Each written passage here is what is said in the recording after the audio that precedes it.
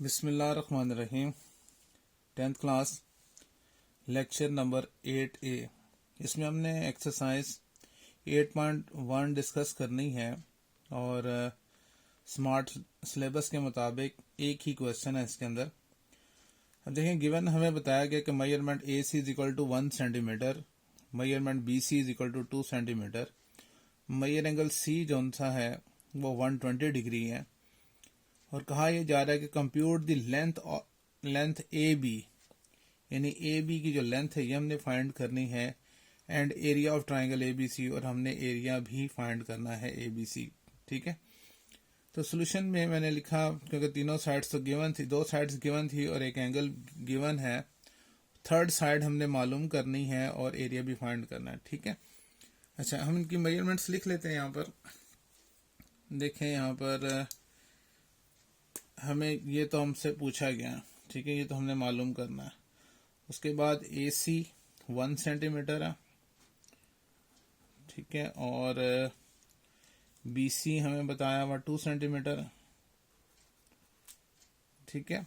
अच्छा, अब ये देखें, ये जो ट्राइंगल नजर आ रही है ये ऑब्ट्यूज एंगल ट्राइंगल नजर आ रही है, ठीक है। अब ऑब्ट्यूज एंगल ट्राइंगल, उसके थ्योरम के मुताबिक इक्वेशन क्या बनेगी कि जो ऑब्ट्यूज एंगल की जो ऑपोजिट साइड है, ठीक है, उसका होल स्क्वायर, ऑपोजिट साइड का स्क्वायर, यानी हम यहां लिखते हैं कि AB whole square that is equals to, किसके इक्वल होगा, is equal to sum of the squares on the sides containing the obtuse angle. यानी ये जो ऑब्ट्यूज एंगल है, एक ये साइड कंटेन कर रहा है और एक ये साइड का, इन दोनों साइड्स के स्क्वायर का सम, मीन हम यहां लिख सकते हैं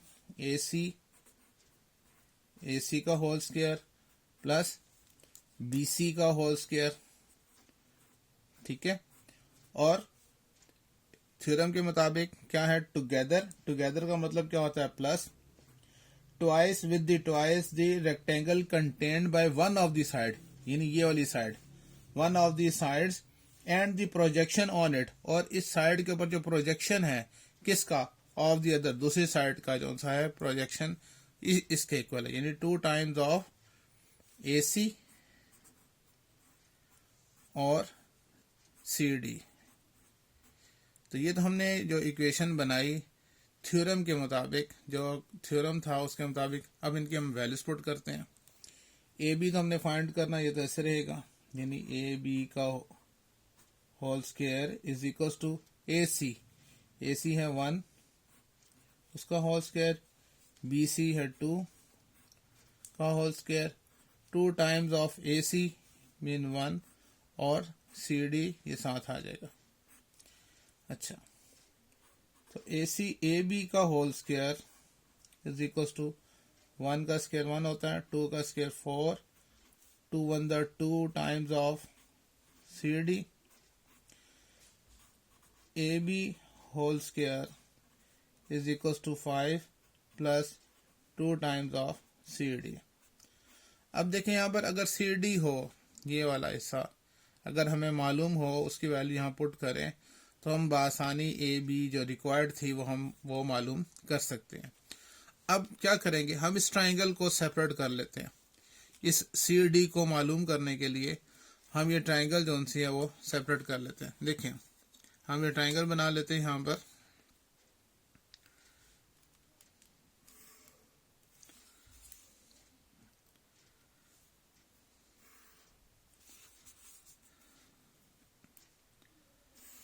ये ट्राइंगल हमारी बन गई, ठीक है। अच्छा, अब हमने इनको नाम देने, ये C एंगल है, यहाँ पर D आ जाएगा, ठीक है, और D पे क्या है, राइट एंगल है, ये B है। अब ये जो सा है BC की लेंथ हमें पता है और वो कितनी है, 2 सेंटीमीटर, ठीक है। अच्छा, अब ये देखें, एक ये पॉइंट है, स्ट्रेट लाइन पे जो एंगल होता है वो 180 होता है, ठीक है। अगर यहां से लेके यहां तक एंगल 120 है तो ये एंगल कितना होगा, 60, क्योंकि 180 तो होगा पूरा एंगल, स्ट्रेट लाइन पे जो एंगल होता है 180 होता है, उसमें से 120 निकाल दें तो ये जो बाकी बचेगा, यानी ये जो एंगल है ये कितना है, ये 60 डिग्री का, ठीक हो गया। अब देखें, राइट एंगल ट्राइंगल के अंदर हमने क्या मालूम करनी, हमने ये बेस मालूम करनी है। तो बेस और हाइपोटेन्यूज की जो सी है रेशो होती है वो होती है कॉस थीटा।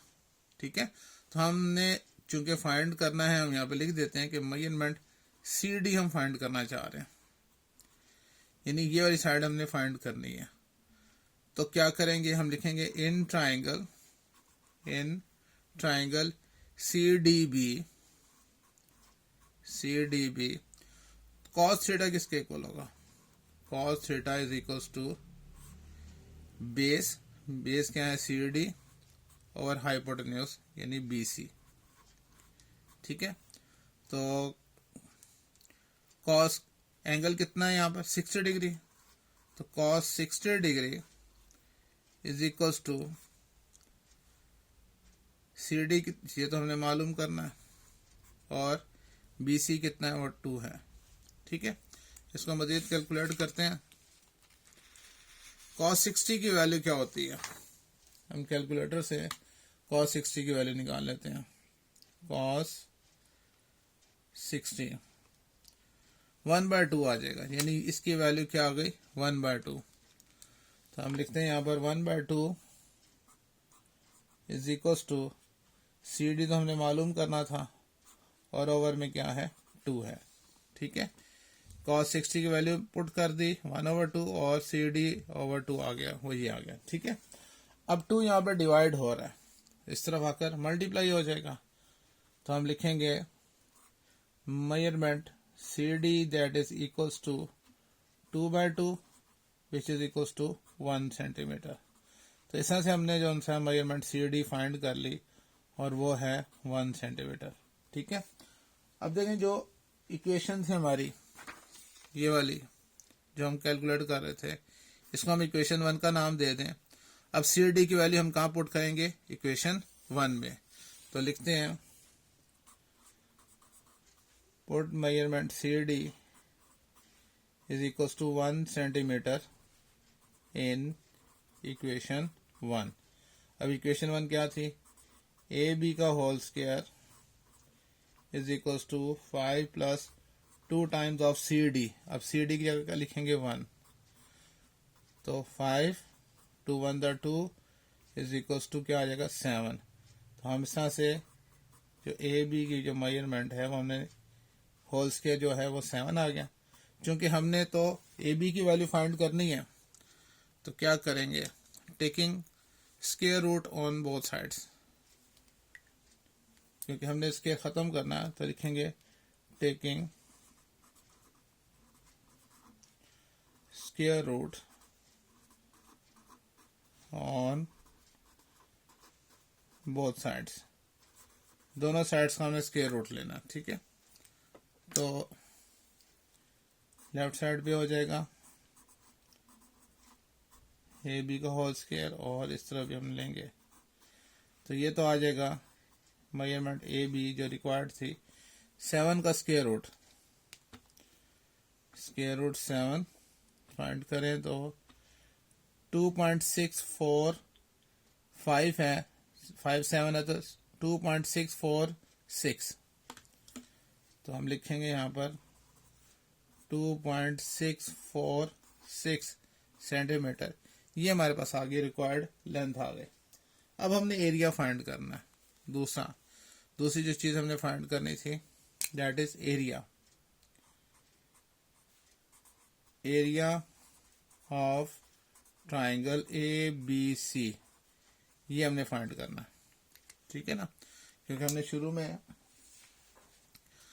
हमने कहा था हमने एरिया फाइंड करना है। अब किसका, ए बी सी। सबसे पहले तो हमें फॉर्मूला आना चाहिए कि एरिया ऑफ ट्राइंगल क्या होता है।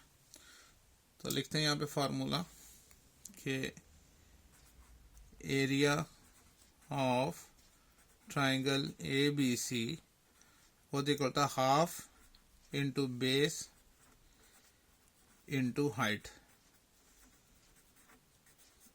ठीक है, अब देखें जो एक्सरसाइज ये जो सा है ट्राइंगल है, बेस जो सी है वो क्या कहलाएगी, ए सी कहलाएगी, और हाइट क्या कहलाएगी, वो बी डी, यानी जो हाइट है उस ट्राइंगल की परपेंडिकुलर ऑन बेस के ऊपर जो परपेंडिकुलर वो उसकी हाइट कहलाएगी। ठीक है, अब अगर देखें तो बेस तो हमारे पास मौजूद है 1 सेंटीमीटर, लेकिन ये बी डी जो हाइट है वो हमें मालूम नहीं है।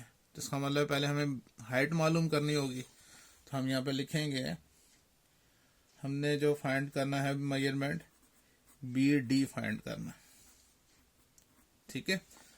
अच्छा, लास्ट ट्राइंगल के अंदर ये जो हमने ड्रॉ की थी, अब हमने सी डी तो फाइंड कर लिया था, और सी डी हमने फाइंड किया था, और वो कितना है 1 सेंटीमीटर, और हाइपोटेन्यूज हमें पता है वो 2 सेंटीमीटर। हम ये बी डी भी मालूम कर सकते हैं। राइट एंगल ट्राइंगल में अगर कोई सी दो साइड्स हमें मालूम हो तो थर्ड साइड हम फाइंड कर सकते हैं पाइथागोरस थ्योरम के तहत, ठीक है। तो हम जौन सा है बेशक ट्राइंगल जौन सी है दोबारा रिपीट कर लें, यहाँ पर दोबारा से बना लें, यहाँ पर बना लेते हैं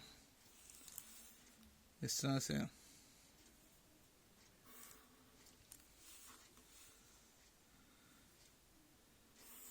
ठीक है, अच्छा जी।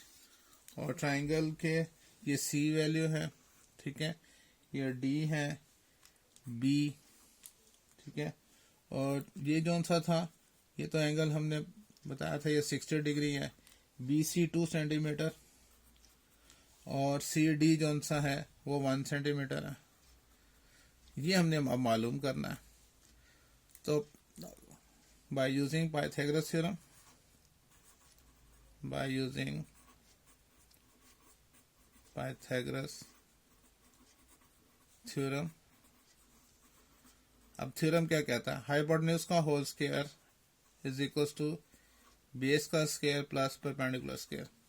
अब हाइपोटेन्यूज क्या है हमारे पास 2 का होल स्क्वायर, बेस कितना है 1 का होल स्क्वायर प्लस परपेंडिकुलर तो हमने मालूम करना है, ठीक है। अच्छा, 2 का स्क्वायर 4 इज इक्वल्स टू 1 का स्क्वायर 1 प्लस परपेंडिकुलर अगर हम लिख दें यानी बी डी उसका होल स्क्वायर 4 1 इस तरफ आके -1 is equals to B D का होल स्क्वायर। तो 3 is equals to B D का होल स्क्वायर। अब क्या करेंगे, स्क्वायर रूट लेंगे, taking square root on both sides. अब देखें इसका हमने लेना taking square root on both sides. यहां लिखते हैं taking square root on both sides, दोनों साइड्स का हमने स्क्वायर रूट लेना, ठीक है।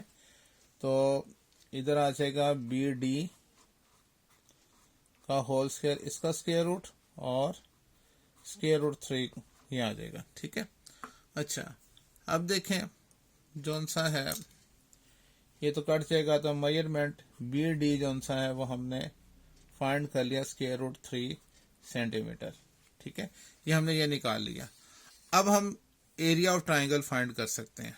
अब लिखते हैं कि area of triangle A B C, यहाँ पर area of triangle A B C is equals to half of base into height, ठीक है जी। ये तो साथ साथ आएगा area of triangle A B C half base जो से था ट्राइंगल में वो क्या थी, वो हमने फाइंड की थी, बल्कि हमें गिवन थी बेस ए सी और वो कितना है 1 सेंटीमीटर। तो यहाँ पे लिखेंगे 1 इनटू हाइट बी डी वो अभी हमने फाइंड किया और वो क्या है स्क्वायर रूट 3। तो इस तरह से हम कैलकुलेट कर सकते हैं कि area of triangle A B C square root 3 इन दोनों से मल्टीप्लाई होगा तो स्क्वायर रूट 3/2 आ जाएगा। तो यही हमारा जो सा है वो रिक्वायर्ड आंसर था। बहुत आसान सा ये क्वेश्चन था। उम्मीद है आज का लेक्चर आपको समझ में आया होगा। एक ही क्वेश्चन था तो आपने इसको सॉल्व करना है, ठीक है। अल्लाह हाफिज।